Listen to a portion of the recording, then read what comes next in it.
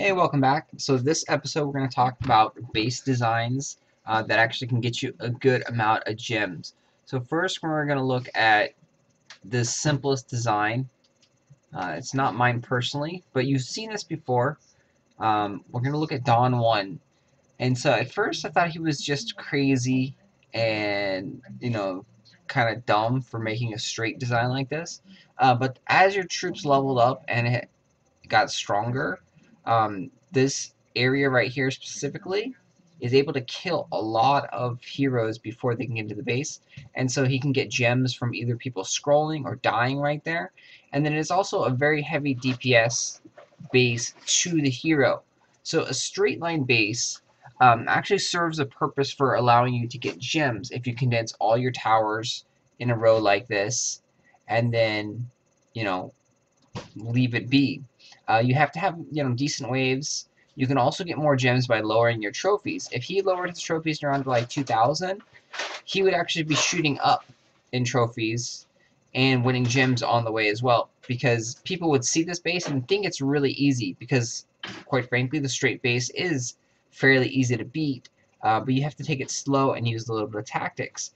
If his towers, like he has now, are very strong, his pyromancers, which you don't even show on here because he has very few, are really high level, and they require a level 7 sword rain to actually kill. So those guys do a ton of damage.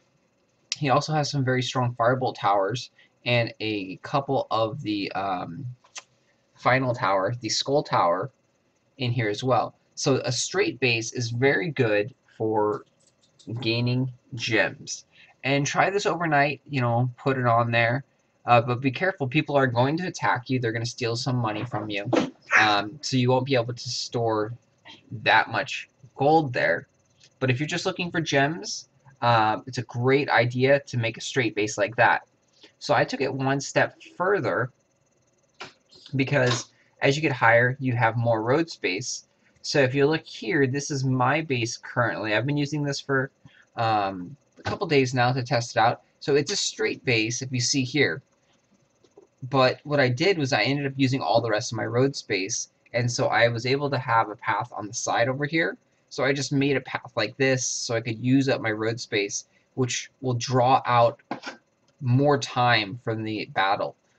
Because the big downside for the straight bases is it is so close to get to the gate that you can take it really, really slow and get there.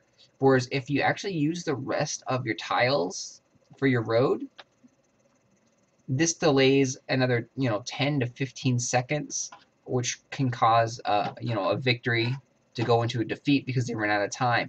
It can even cause even more time too, because you're going to have waves of troops that are going to be attacking and killing all the troops that are coming out from the tents. So the hero really has to kind of go at it alone until he gets all the way over here. So as you can see, like I said, this is a straight base. It doesn't have too many advanced towers. I have one right here, the fireball tower in the corner, which will be great, which forces them to bring out cannons or scroll, and then another fireball tower in the corner over here, and then another fireball tower over here behind a barricade. So something similar to like this would be a very, very effective base. You do use a lot of arrow towers as well, because arrow towers will actually do damage to the hero, whereas the bomb towers, as you see I don't have any bomb towers, they don't do damage because you can kick those bombs back very, very easily. So this is a solid base, and you may be wondering why the spikes are there. The spikes actually add a little bit more of damage, because you can't have barriers really all over the place. They'll be able to get hit twice or even 3 times in some positions. Having spikes in the ground, albeit they don't do much damage, but they do some damage to the hero, which will prevent the hero from regenerating. And that's why these bases are effective, is that the hero doesn't have anywhere to regenerate. It takes them longer, and if they rush forward at all, they're going to die.